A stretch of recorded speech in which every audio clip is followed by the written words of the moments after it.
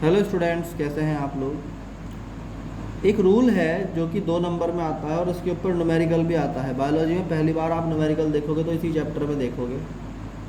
थोड़ा mathematical portion था but it was in the last topic chapter. अब जो है ना, इसमें एक ही न्यूमेरिकल अगर पूरे पेपर में आएगा तो वो यहीं से आएगा, और ये है चारगाफ बेस पेयर रूल। चारगाफ ने ये बताया कि यहाँ देखो AT प्लस अपॉन GC की वैल्यू हमेशा कांस्टेंट होगी। मतलब जितना A प्लस टी होगा अपॉन में जितना G प्लस C होगा वो कांस्टेंट होगा। कैसे, इसको ही समझना है।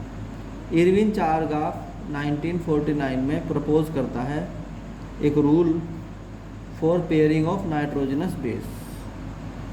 नाइट्रोजनस बेस की पेयरिंग के लिए एक क्या करता है, वो एक रूल बताता है। These are called base pairing rule. इस रूल को बेस पेयरिंग रूल कहते हैं।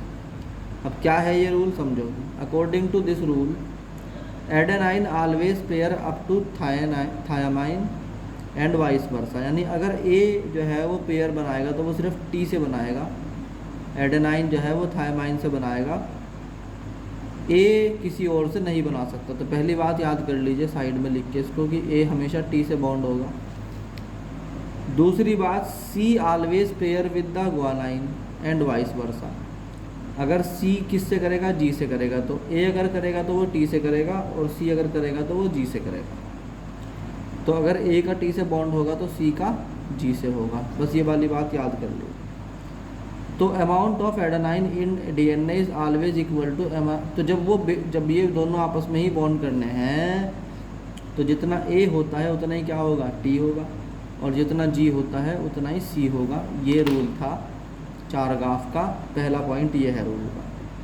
भाई हम ये कह रहे हैं कि ए जो है वो कभी सी से या जी से कनेक्ट नहीं करेगा, टी कभी जी या सी से कनेक्ट नहीं करेगा। तो ए किससे करेगा, टी से करेगा, और जी किससे करेगा, सी से करेगा। तो जब ये बात हो गई तो ए के बगैर टी नहीं हो सकता। इसका मतलब जितना नंबर ऑफ़ ए होगा उतना ही नंबर ऑफ़ टी होगा, जितना नंबर ऑफ़ जी होगा उतना ही नंबर ऑफ़ सी होगा।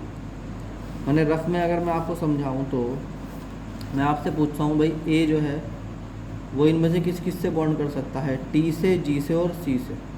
हम कहेंगे ए जो है वो सिर्फ ना तो वो सी से कर सकता, ना जी से कर सकता, सिर्फ टी से कर सकता। तो अगर मान लीजिए एक जगह जो है हम कहते हैं 100 ए हैं तो 100 ही क्या होंगे, टी होंगे। ये वाली बात। दूसरा, जी सी से करता है या सी जी से करता है, एक ही बात है। तो अगर मान लो कहीं पर 100 जी हैं तो 100 ही क्या होंगे, सी होंगे। तो वो यही बात कह रहा है आपसे कि जो है मतलब एक में, चलो क्वेश्चन बताता हूँ, बताओ भाई इनमें से सही कौन सा है, सी टी जी ए या टी ए और सी जी। बताओ इनमें से कौन कौन सा करेक्ट है। सी टी से कभी नहीं कर सकता, जी ए से कभी नहीं कर सकता, टी ए से करेगा और जी सी से करेगा, इसलिए ये सही है। ऐसे क्वेश्चन आपसे पूछा जा सकता है। तो यहाँ पर देखो चारगाफ का बेस पेयर रूल यही है। तो पहले पॉइंट इसमें समझ में आ गया आपको कि adenine always pair up with the thymine. दूसरा, cytosine always pair with the guanine. तीसरा, amount of cytosine is always equal to amount of guanine, और amount of adenine is always equal to thymine. A हमेशा T के बराबर होगा और जी हमेशा सी के बराबर होगा। द लास्ट वन इज़ के ए प्लस टी अपॉन जी प्लस सी का रेशो हमेशा कांस्टेंट होता है। ये चारगाफ रूल है। अब चारगाफ रूल के ऊपर एक न्यूमेरिकल करवाते हैं आपको, तब आपको चारगाफ रूल प्रॉपर्ली समझ में आएगा। न्यूमेरिकल है ये कि इसी न्यूमेरिकल को कर लो, अगर ढंग से समझ में आ गया तो बाकी फिर आपको रिक्वायरमेंट किसी चीज़ की रहेगी ही नहीं। इन ए गिवन DNA, एक DNA सैंपल आपको दिया गया और उसमें कहा गया कि ग्वानाइन 20% है। तो बताओ थायामाइन कितना होगा। बस अब इसे एक साइड में रख दो, मैं सॉल्व कराता हूँ आपको। एक क्वेश्चन में कहा गया है कि भाई there is the mass of यानी अमाउंट ऑफ जी का अमाउंट है 20%। तो जी किससे कनेक्ट करता है मुझे बताओ फटाफट, सी से। तो सी भी कितना हो गया 20%। तो ये दोनों मिलके कितने हो गए जी प्लस सी इक्वल कितना हो गया 40%। यहाँ तक बात समझ में आई कि नहीं आई? भाई जी दिया हुआ है, आपको मालूम है जी किससे कनेक्ट होता है, सी से, तो ऑटोमेटिक सी बात है कि जब जी 20% है तो सी भी कितना होगा 20% होगा। तो जी प्लस सी मिला के दोनों बन गए 40%। अब बचा कौन, ए और टी। ए और टी मिला के कितने बचे, अगर जी और सी 40% है तो बाकी कितना बचा 60%, क्या हुआ ए प्लस टी हो गया। तो ए प्लस टी अगर 60% है और ए बी और टी दोनों क्या होते हैं सेम, तो जितना ए है उतना ही क्या है टी है, तो ए की जगह हम टी को लिख सकते हैं। तो टी प्लस टी कितना आ गया 60%, तो 2t कितना आ गया 60%, तो t कितना आ गया 30%। इसका मतलब इसमें जो है 20% तो है g, 20% है c, 30% है t और 30% है a।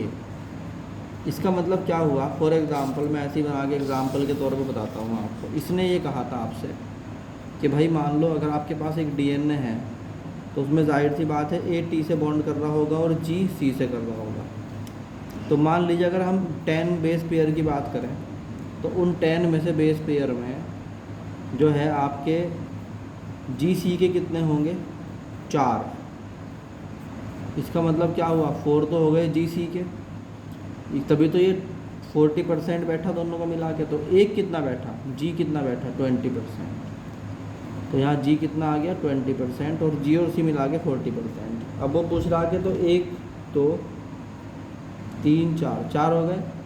अब ऐसे अगर आप 80 करोगे तो 80 कितने लेने पड़ेंगे आपको, आप लोगे 80 1 2 3 4 5 और 6। इसका मतलब 6 क्या है इसमें 80 हैं। तो अगर 86 हैं तो इसका मतलब ये 60% है। इसका मतलब ये दोनों कितने कितने हो गए 30%। तो ये था आपका न्यूमेरिकल 4 ग्राफ रूल जो है आपको कम्प्लीटली समझ में आ गया होगा। Thank you.